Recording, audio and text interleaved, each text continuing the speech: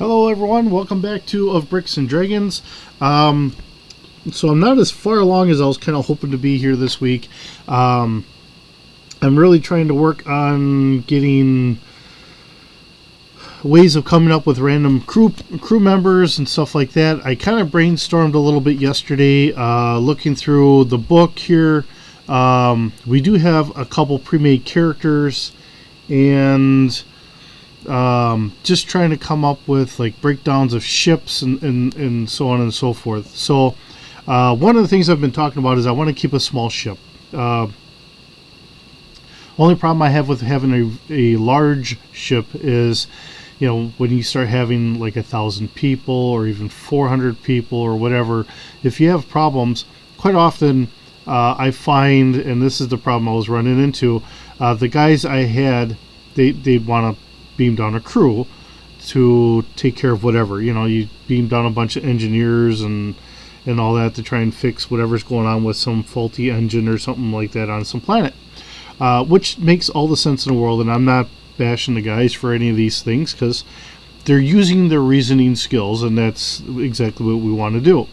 Now, I'm thinking of, I was kind of leaning on going one way or another.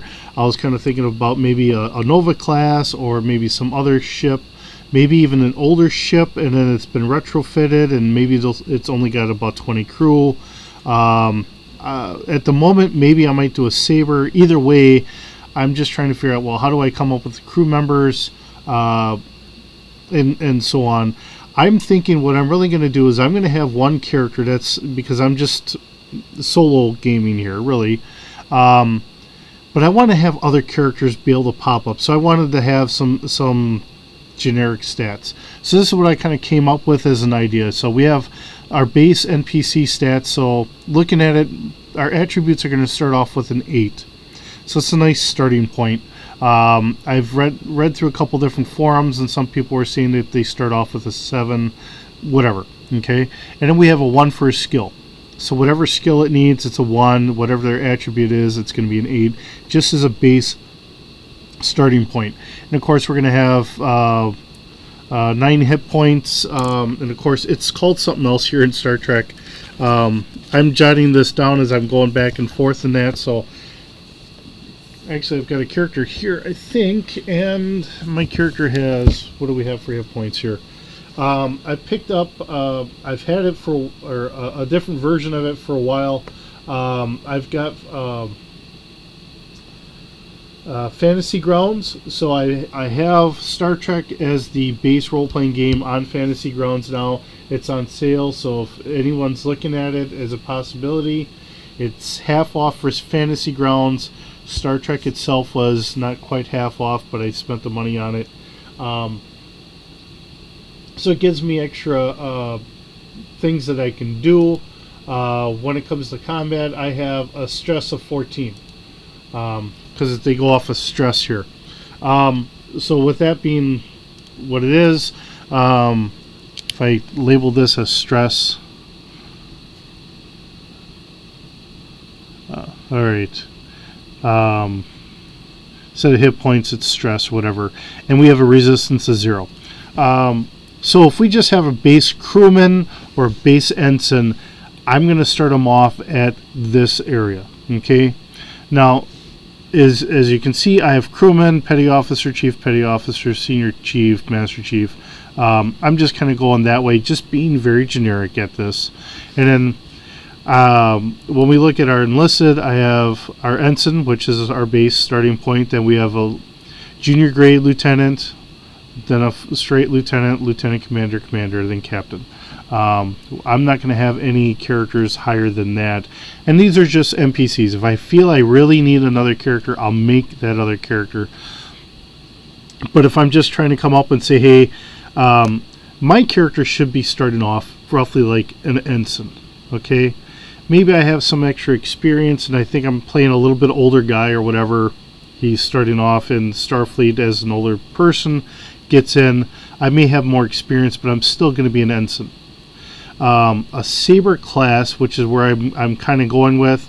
Looking at crew breakdown, I'm only going to have 8 officers. So if I'm one of the officers and I'm kind of leaning in this direction, that I'm going to maybe be put in charge of like a shuttle or something to do some small little missions while they're busy doing the more major thing until I get built up a little bit. But if I need to have, say, like a couple crewmen, or maybe have a petty officer, or because I'm an ensign, and this is the way we would do it in the Army, is I might have a senior chief looking over me to help keep me in line, and then we might have a couple crewmen or something, okay?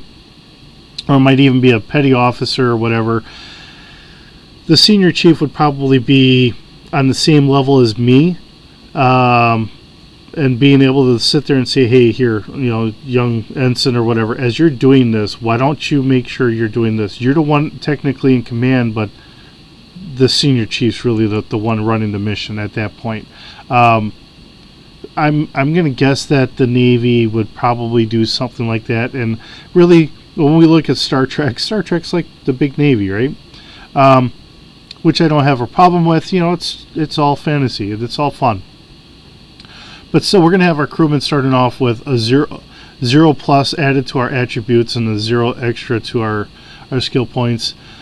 And if you look at it, so we have our petty officers gaining an extra skill point, chief petty officer gaining one to the attribute and the 1 to the skill, senior chief 1 extra to the attribute, 2 to the skill, master chief 2 and a 2. Okay, now our ensigns is 0. That's our base starting point. We have our lieutenants. Now we gain an extra skill point. Our JGs. Our regular lieutenant gets 2 skill points. And then we get a commander, so now we get 1 extra to the attribute, but now we're at 2 for the skill. And then commander, we have 1 attribute, 3 to a skill. Captain is 2 to attributes, and 2 to skills. And this is covering all skills and all attributes. So this is, in some regards, being very generous, because you're seeing that every attribute that they have just went up 1, or all their skills went up 1. So that's actually, in some regards, I think being very generous. Now, as far as their stress, I don't think I'm going to put their stress up any. And maybe I might change that. But what I might do is, maybe later on, I give, we say that they're outfitted for something that gives them some extra resistance. And I think that's going to be mission specific. If you watch Star Trek, and I don't care if you watch the original series, The Next Generation, Deep Space Nine, I think Voyager was the same way, Enterprise I believe was the same way. I didn't really get into them all that much. I didn't get back into watching like even Deep Space Nine until years later, because it was just too much science fiction going on at the time, and I just kind of got a little burnt out. I love science fiction stuff, but I had gotten burnt out. But that's just the way things had kind of gone. Most people don't wear much in armor. And I know in one of the movies they actually had someone use a phaser on board, and some crewmen, I think there were more Marines that came in, and then they had armor. So if I needed something for a certain mission, I might give them the armor. Otherwise, I'm going to leave that at a 0. I think most uniforms are probably going to stay at a 0. Unless, I say, hey, we're going to upgrade our uniforms to a light tactical uniform or something like that, and I'll just give them a 1 or something. But that's the way I'm kind of looking at this. So this gives me a base. And where I'm kind of going with this. So with this thought here, this is going to really say as to what I've got. And as long as I stay more of an ensign, or I just slowly move up, I'm going to start with crewmen. So they're going to have 0 experience. Or I might get maybe 1 or 2 petty officers, or, something like that. Because, hey, if even if I'm an older person, but I'm still relatively new to command, I would imagine I'm going to get lower ranking people to command. I'm not going to be in command of higher ranking non-commissioned staff. So, but this is my thought. This is my thought process on everything. Whether you agree or disagree, let me know in the comments. I'm happy to hear what people think about this, and that I think this keeps it kind of balanced. It's not trying to overpower anyone or whatever else. And the other thing is I know how bad I roll. So whatever ship I have, I think what we're going to do is we're going to start trying to keep a little tally and see how bad I do. And I should actually try and look up to see how many people had technically gone missing or died on the original Star Trek, and see if I make it that good or not. I'm not intentionally trying to kill anybody off, but I just know I roll terrible, and if we do combat and I lose people, I'm going to try and lose all the generic red shirts before I lose my own main character, because that way I don't have to roll up my own character again.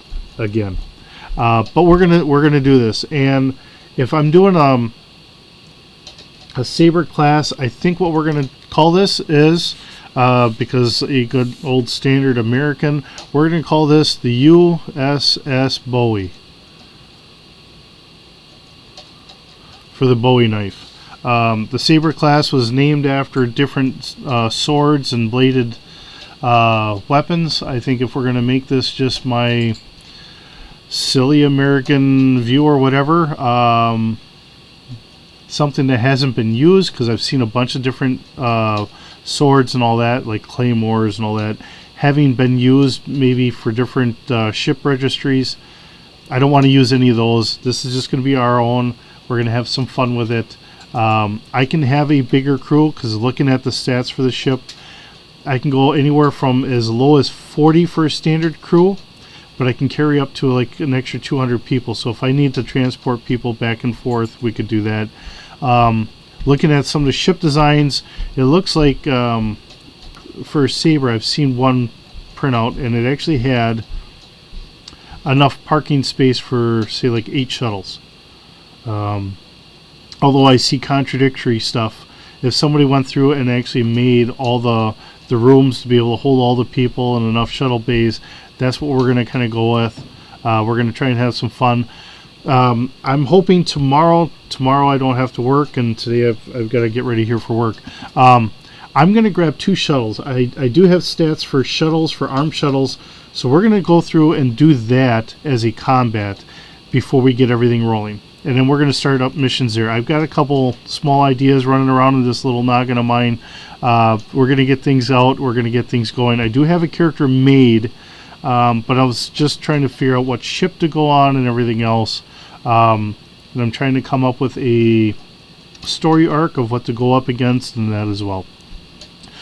Occasionally, what I might do is I might try and grab like a one-off little mission to throw some other stuff, because I do have like the lower deck books and stuff like that. So we'll see what we can come up with, and we will get things going here. Like I said, tomorrow when you watch, when I get it up, I'm hoping to have that all set up for doing just 2 shuttles going after each other. They're going to be the same exact shuttle types. It'll just be a Starfleet, and I even have a mission idea for that as well. So we'll play that out. We'll see how good or bad I do, and we'll go from there.